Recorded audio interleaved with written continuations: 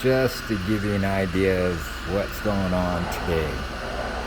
Here's a chopping block, 1.5 inches thick, that I just finished up this morning.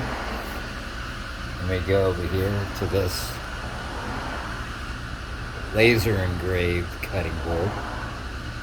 That's going out to a customer. Another cutting board also going out to a customer. Just finished oiling it. Then we got this little baby here. I just branded. That's the bottom. And then we have the top. And it's not oiled yet, but that'll be done in about 5 minutes. Don't mind my work area. I'm not the neatest. And this is going to be a circular zigzag board that I should have had done a while ago.